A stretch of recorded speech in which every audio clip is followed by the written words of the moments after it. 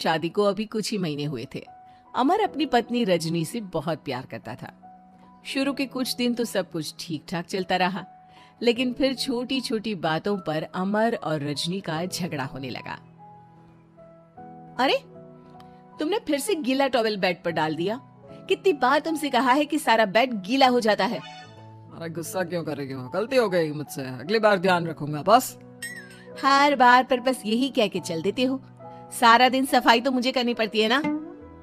देखो रजनी, इस तरह नाराज मत हो। मैंने कहा ना, मैं ध्यान रखूंगा आगे से। और फिर रात के वक्त रजनी अपना बिस्तर उठाकर बेडरूम से बाहर जाने लगती है। अरे क्या हुआ रजनी? सुबह वाली बात पर अभी तक नाराज हो क्या? नहीं, ऐसी कोई बात नहीं है। तो फिर तुम अपना बिस्तर लेकर कहाँ जा रही हो?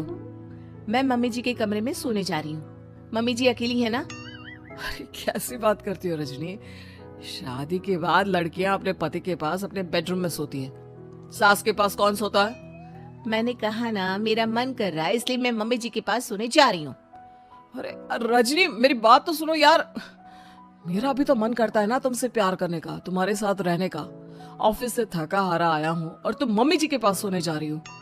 देखो, मुझे आज अपनी सास के पास सोने का मन है और मैं जा रही हूँ। इतना कहकर रजनी अपनी सास के साथ सोने के लिए उनके कमरे में चली जाती है। रजनी बेटा, तुम यहाँ? मम्मी जी, क्या मैं आपके पास सो सकती हूँ? हाँ हाँ बेटा, क्यों नहीं क्यों नहीं, बिल्कुल सो सकती हो। लेकिन सब ठीक तो है ना? अमर के साथ झगड़ा हुआ है क्या? नहीं नहीं मम्मी जी, मैं रोज रोज इनके साथ उस कमरे में सोकर बोर हो चुकी हूँ। थोड़ा सा चेंज हो जाएगा इसलिए आपके पास सो जाती हूँ। आपको कोई एतराज हो तो बता दीजिए। अरे नहीं नहीं बेटा, ऐसी कोई बात नहीं, सो जाओ। और फिर अगले दिन। अमर बेटा, तुम्हारा रजनी के साथ कोई झगड़ा हुआ है क्या? नहीं तो मम्मी, ऐसे तो कोई बात नहीं है। क्यों, क्या हुआ?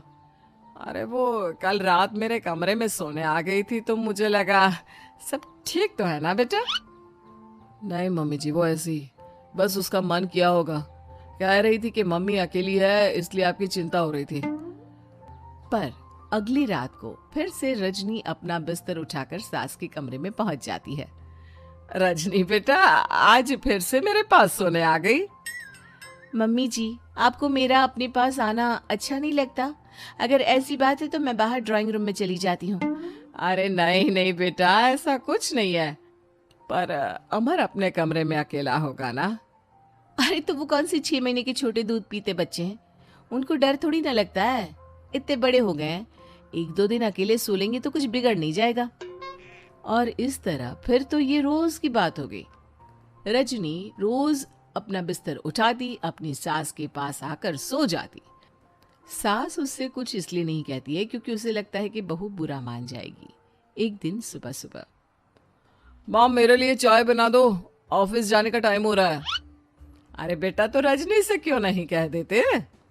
मुझे उससे बात करने का बिल्कुल भी मन नहीं है। अरे आखिर क्या बात है बेटा, तुम इतने उदास क्यों लग रहे हो? देखो ना माँ, आजकल रजनी का बिहेवियर मुझे कुछ समझ में नहीं आ रहा। रोज रात को आपके पास आकर सो जाती है। अगर उसे मेरी परवाह नहीं तो मुझे भी कोई फर्क नहीं पड़ता। अमर गुस्से में ही घर से ऑफिस चला जाता है। ये देखकर सास बहुत दुखी हो जाती है। और फिर अगले दिन, मम्मी जी, मैं आ गई आपके पास सोने। हाँ बहू, सो जाओ। पर वो क्या है ना, आज मेरा पुरानी फिल्में देखने का बड़ा मन कर रहा था। कोई बात नहीं, सो जाओ, मैं पिक्चर देखती रहूंगी। ठीक है मम्मी जी। रजनी की सास तेज आवाज में अपने कमरे में टीवी चलाकर रखती है। इसकी वजह से रजनी को नींद नहीं आती, लेकिन वो पूरी रात करवट बदल बदल कर सोने की कोशिश करती रहती है। सास को लगता है कि अब रजनी उसके कमरे में सोने नहीं आएगी, लेकिन अगली रात फिर रजनी उसके कमरे में सोने के लिए पहुंच जाती है। मम्मी जी, मैं आ गई। अरे बेटा, मुझे लगा कि कल तुम ठीक से सो नहीं पाई थी। जाओ अपने कमरे में आराम से सो जाओ ना बेटा। अरे नहीं मम्मी जी, कोई प्रॉब्लम नहीं है। इतना कहकर रजनी फिर से अपनी सास के कमरे में सो जाती है। आधे घंटे बाद, बेटा जरा मेरे पैरों पर तेल तो लगा दे। ठीक है मम्मी जी। रजनी अपनी सास के पैरों पर तेल लगाकर जैसे ही सोने लगती है, आधे घंटे बाद फिर से। बहू, मेरे सर में बहुत दर्द हो रहा है, जरा मेरा सर तो दबा दे। ठीक है मम्मी जी, दबा देती हूँ।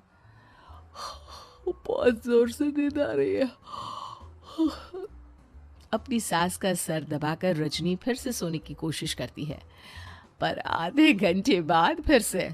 अरे बहू, बड़ी जोर से प्यास लगी है बेटा, जरा किचन से पानी तो लेकर आ। अरे मम्मी जी, जैसे ही नींद आने लगती है खुश खुश भाग लेती है। रजनी चुपचाप जाकर किचन से पानी लेकर आती है। इस तरह रजनी की सास पूरी रात हर आधे आधे घंटे पर उसे किसी न किसी बहाने से जगाती रहती है। रजनी परेशान हो जाती है। सास को लगता है कि इस बार वो उसके कमरे में सोने के लिए बिल्कुल नहीं आएगी, लेकिन अगली रात फिर से रजनी वहां पहुंच जाती है।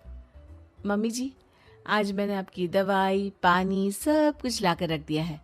अब आप प्लीज चुपचाप सो जाइएगा और मुझे भी सोने दीजिएगा। देखिए, 2 रातों से ना मैं सो ही नहीं पाई हूँ। अच्छा ठीक है बेटा, सो जा। थोड़ी देर के बाद रजनी की सास बहुत जोर जोर से खर्राटे लेना शुरू करती है। खर्राटे इतने तेज होते हैं कि रजनी के कानों में दर्द होने लगता है। हे भगवान, मम्मी जी को क्या हो गया है? क्या करूँ, कहाँ जाऊँ मैं? परेशान होकर रजनी वापस अपने कमरे में जाती है। रजनी, आज तो बहुत दिनों के बाद अपने बेडरूम में सोने आई हो। आ जाओ आ जाओ, वैसे भी तुम्हारे बिना मेरा मन नहीं लगता। क्या करती, तुम्हारी मम्मी के खर्राटों ने तो मेरी नींद उड़ा कर रखी है। अब मुझे यहीं पर सोना पड़ेगा। अगली सुबह। अरे रजनी बेटा, रात को कहाँ चली गई थी? मैं तुम्हें कितना ढूंढ रही थी, मैं तो डर ही गई थी। मेरी बहू न जाने कहाँ चली गई। कहाँ जाती मम्मी जी, अपने कमरे में गई थी। और आजकल ना आप मुझे जानबूझकर बहुत परेशान करती हैं। अगर मुझसे कोई गलती हो गई हो तो सीधे सीधे क्यों नहीं कह रही हैं? 3 रात हो गई है, मुझे ठीक से नींद भी नहीं आती। रजनी, ऐसे क्यों बात कर रही हो? मम्मी ने क्या कर दिया? आप अपनी मम्मी से क्यों नहीं पूछते? मैं बहू हूँ तो क्या इसका मतलब ये है कि दिन भर काम करो और रात में भी चैन से ना सो? रजनी बेटा, बड़ी नादान हो, इसीलिए तो जानबूझकर मैं ये सब कर रही थी ताकि तुम अपने पति के पास जाकर अपने बेडरूम में सो जाओ। शादी को सिर्फ 6 महीने हुए हैं और तुमने मेरे कमरे में आकर सोना शुरू कर दिया। यह तुम्हारी शादीशुदा जिंदगी के लिए अच्छी बात थोड़ी ना है बेटा। मम्मी, तो क्या आपने जानबूझकर ये सब किया था रजनी को समझाने के लिए? अरे तो और क्या करती, दुनिया की पहली बहू है ये जो पति को छोड़कर सास के साथ सोने चली थी। इसीलिए मुझे इसके लिए थोड़ा बुरा